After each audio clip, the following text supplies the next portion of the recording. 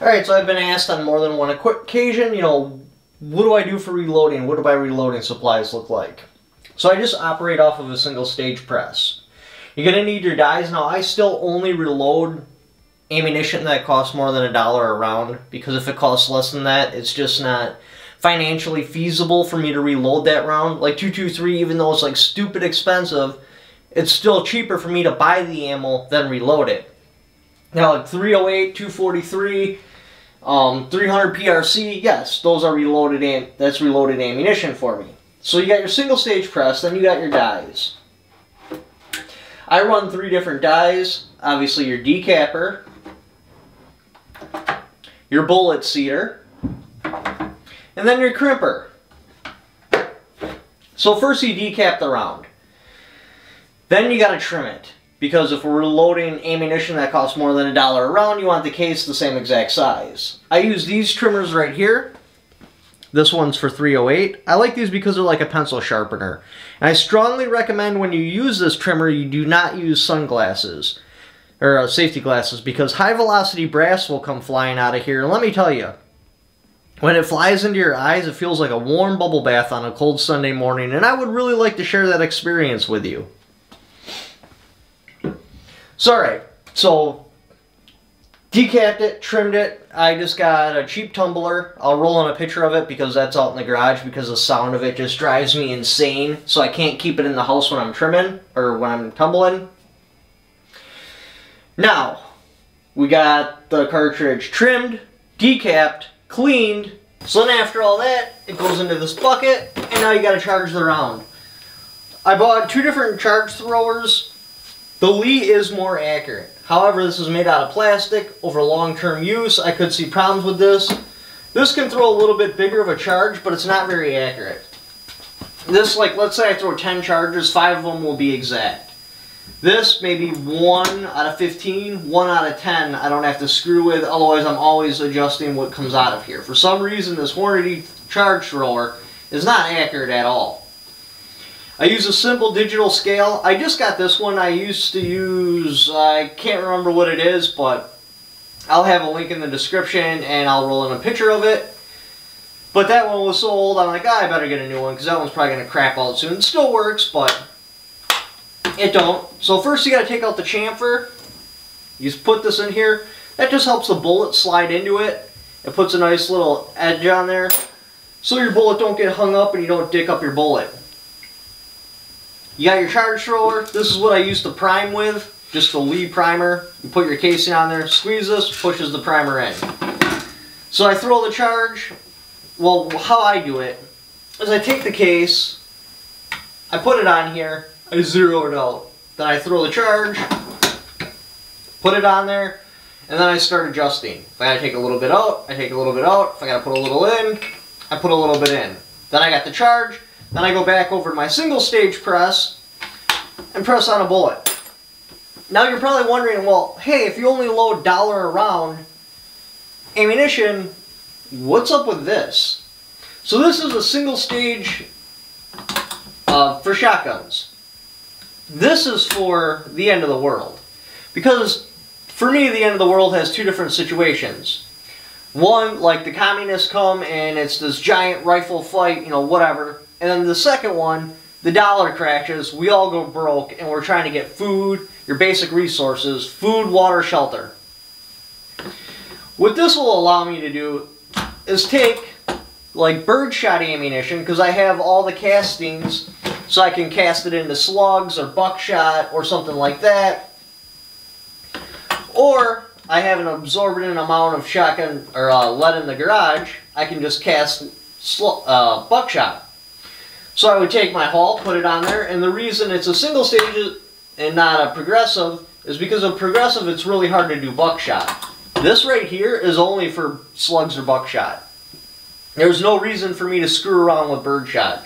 Yes, I got a couple of pounds of birdshot just in case I ever needed to load some, in which case this will work just fine.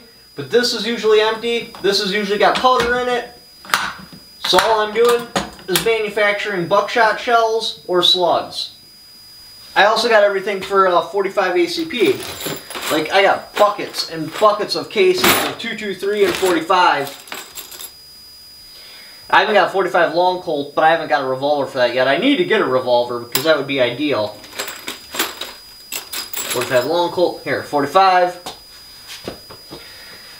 Because of the little amount of powder that goes into a pistol cartridge, it's not feasible in some sort of like dollar crash, everyone goes broke, for me to try to reload rifle. It consumes too much powder, too much resources. I could not do that long term.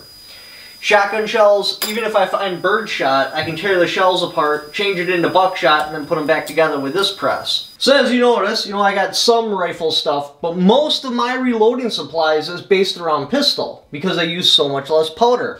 Like almost all these up here are either for shotgun or pistol. Now this is my favorite for 45 because it fills the case past 50%. Therefore, if I throw a double charge, I'll know because the case will overflow. But like here's 45 bullets. More 45 bullets.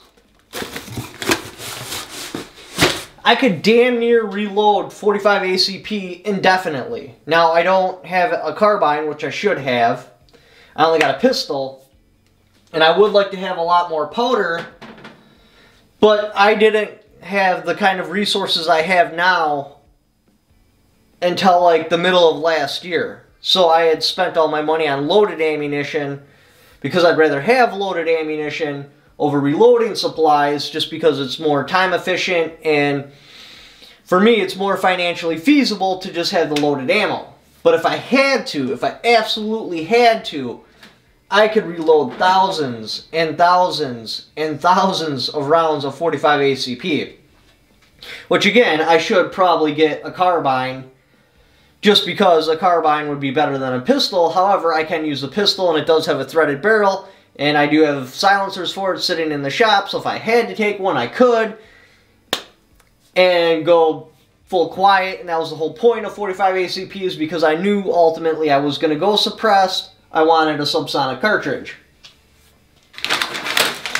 But yeah, just like cheap 223 bullets. But again, this, if I were to reload rifle and like the dollar collapses, I can't get resources because there isn't even a currency to buy resources with, rifle ammunition would consume supplies way too fast. I would be going to shotgun or some sort of pistol, because those, you can manufacture ammo with so little resources. You can just keep manufacturing and manufacturing and manufacturing and manufacturing. Like I said, even with these little resources, I could go on forever. Now, my shortcoming is primers. Again, I didn't have the finances I have now, otherwise I would not have a shortcoming of primers. I'd have like 10 or 20,000 primers. However, there's still enough here for me to reload like maybe 3,000 45 ACP. How am I doing on 12 gauge?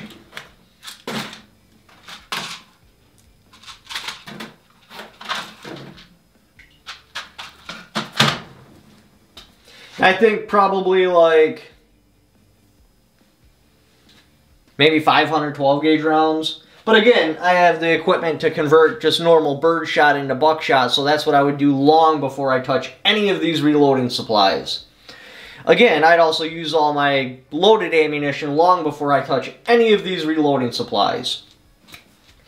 But that's how I have it broken up into two different things. One, cost savings. I'm set up so I can reload ammunition that costs more than $1 a round. Now when we get into the apocalypse situations, we got ammunition that's for, like the commies are coming. And then I have set up for the dollar crashes and you just can't get supplies, which would be like my 45 ACP and 12 gauge. And the nice thing about 45 ACP and 12 gauge is a lot of the powders are interchangeable too. So if you buy a large supply of, say, Blue Dot, you're good for 12 gauge and 45. Not ideal for really either of them, however, they are interchangeable. So you can buy a mass quantity of that and be good to go. It's crazy too. Look at what I paid for this way back when. $18. This is a $180 container of gunpowder right now. But anyway, I had just had enough people ask about my reloading setup to where I thought I'd do a video.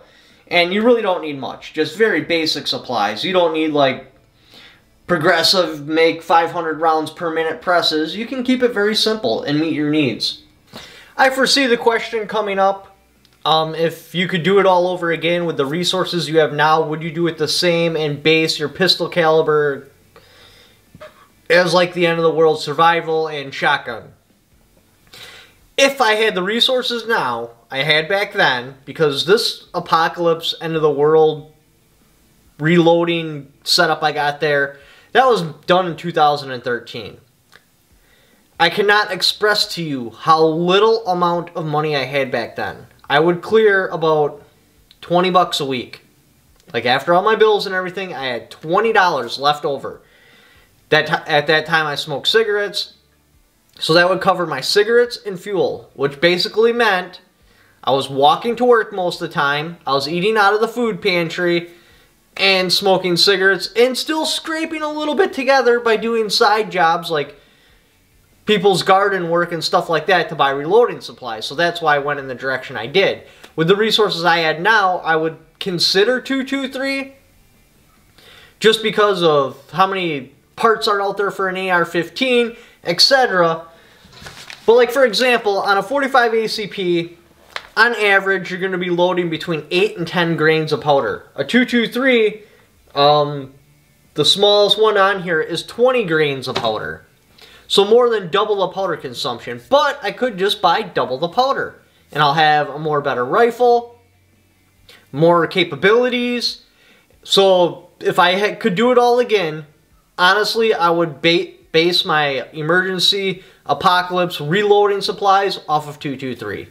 I'd have something like 50,000 projectiles, multiple barrels, like 50,000 primers, and just an absorbent amount of gunpowder. And that would just be sitting for like if we went into the Great Depression again. If I have to pull a deer, because yeah, I'd be working at a farm to get food for my family, but you know, if I come across a deer or something like that, that's a free meal right there. That's a meal I don't have to work for. I would feel way more comfortable taking that game with 223 over, say, a 45 pistol. I also have a crazy amount of 22 long rifle ammo, but again, a 223 would be a better choice. So if you're where I was back then and you have like no money, I would make your emergency, the Dollar Crashes Apocalypse ammunition, some sort of pistol caliber carbine, just because of how much less resources it uses. For the bullets, hell, you could just go start taking wheel weights off of people's cars, melt those down and turn it into bullets. You can get lead anywhere. Like, there's so many opportunities to grab lead, it's so simple. And it takes very little powder. The only problem is you gotta have your primers. The casings can be reloaded just a ridiculous amount of time before they start to split. Rifle, you get anywhere between like 4 to 10 reloads and that casing's done. Have I ever thrown away a split casing on a pistol? If I have, it's very few. And they've been reloaded over and over and over and over again. Like just, I can't express to you how many times it's been reloaded. So like if you got a pistol caliber carbine and a pistol that also shoots that same projectile, even if the carbine breaks down, you still got the pistol, so it's still a backup. So with the resources I have now, no, I would center it around 223 because it's a more capable cartridge, more capable rifle. Yes, it does cost me more resources and I can only buy the bullets unless I start loading subsonic, then I could use lead bullets, but otherwise a lead bullet will just melt down in the barrel. But with the resources I had back then, that's why I based it off of a pistol caliber. Just because of how much less resources it used. But anyway, thank you for watching. Like to support the channel, got my Patreon right there. I also have a bunch of affiliate links in the description down below. Even if you don't click on what that link is for, even if you don't buy what that link is for, just clicking on that link and doing the Amazon shopping you're going to do anyway, and a little kickback for it because you came there off my channel. Thank you for watching. Don't forget to subscribe. And right there is my very first mistake. It's not the action I wanted, but it's the action I can get. Oh, that's real good. My house had got broken into. It's not the action I wanted, but it's the action I can get. What a guy.